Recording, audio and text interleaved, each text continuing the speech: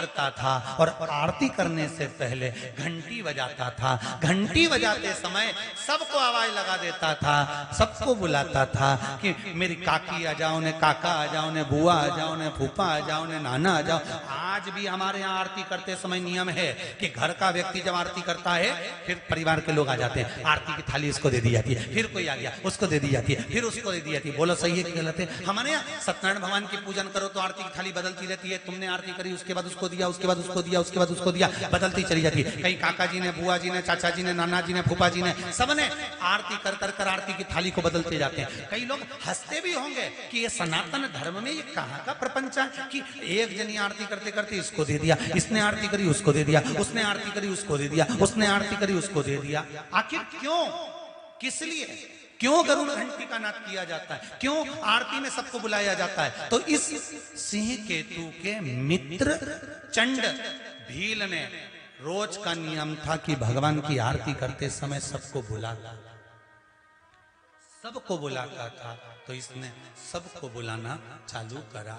सबको बुलाते बुलाते इसका नियम था, आखिरी में पत्नी को आवाज लगाता था कि सुनो आरती प्रारंभ हो रही है, आ जाओ, जल्दी आओ। और आज ये भूल गया कि मेरी पत्नी तो जलकर भस्म हो गई थी, बस आरती की थाली हाथ में थी और चंड ने पुकारना प्रारंभ करा, सुनती हो देव अधिदेव महादेव की आरती प्रारंभ हो रही है, जल्दी आओ, जल्दी आओ। और आरती शुरू हुई। भगवान शंकर के शिवलिंग के ऊपर दीप की बाती जाती है और पत्नी दौड़कर जले हुए मकान में से बाहर निकल कर आ जाती है।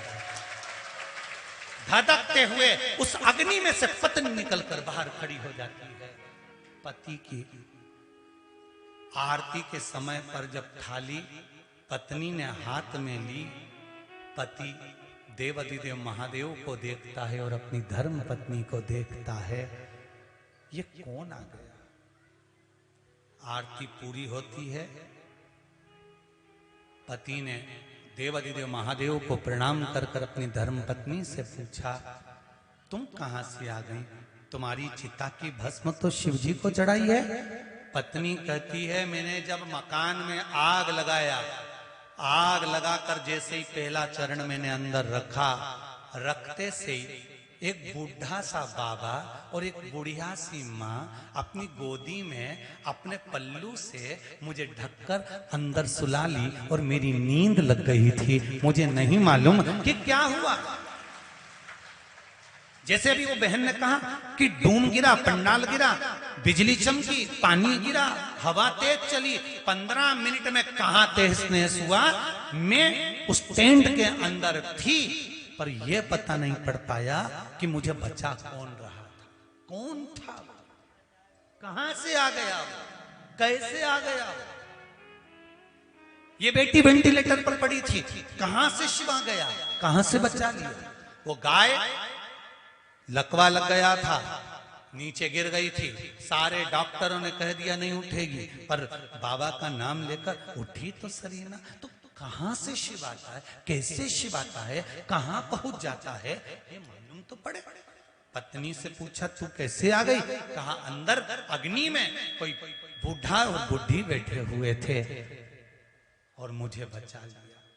और कहते हैं जा, आरती चालू हो गई, उठो, आरती हो रही है, जाओ। मेरे घर के बेटा और बेटी से निवेदन है, मेरे घर के बुजुर्गों से निवेदन है, मेरे घर की बहुओं से, घर के युवान बेटा बेटियों से निवेदन है, जिस समय तुम्हारे घर में आरती की आवाज आए, तुम नहाए कि ना नहाए, तुमने स्नान करा कि नहीं करा, उस आरती के समय पर उस दिए की एक झलक पाने के लिए माँ के सामने, उस भगवान के सामने जाकर खड़े हो जाना। दुनिया का आधा दुख तो समाप्त हो जाएगा, आधा दुख समाप्त हो जाएगा। आज मंदिरों में मशीनों से आरती करी जा रही है, नगाड़े मशीनों से बज रहे हैं, घंटियां मशीनों से बज रही है। जरा उस आरती के महत्व को तो समझो कि पहले गांव में जब आरती होती थी, पूरे गांव के घर से एक एक व्यक्ति उस आरती में पहुंचते थे। सब नहीं जा पाते थे तो एक घर का व्यक्ति पहुंचता था। क्यों पहुंचता था? कि जब वो आरती में से आता था तो आरती की बलैया लेकर जब वो घर में पहुंचता था, उसके आरती की बलैया लेते समय हाथ में जो आंच लग जाती थी, कपूर की लो लग जाती थी, वो घर के जिस अंग पर, घर में जहां जहां वो हाथ लगता था, उस घर से हला बला सब चली जाती थी। क्यों कहते हैं कि आरती में जाओ? क्यों कहते हैं कि घर में आरती हो तो मंदिर नहीं जा सकते, तो घर की आरती को अपनी खिड़की में से झांक कर तो देख सकते हो, फिर जाके सो जाना। पर आरती हो उस समय पर एक झलक उस दीप की मात्र देख लेने से भी दुख समाप्त हो जाता है। ना जाने कितने कितने दुख अपने आप समाप्त हो जाते, अपने आप खत्म हो जाते, कितने दुख अपने आप मिट जाते अपने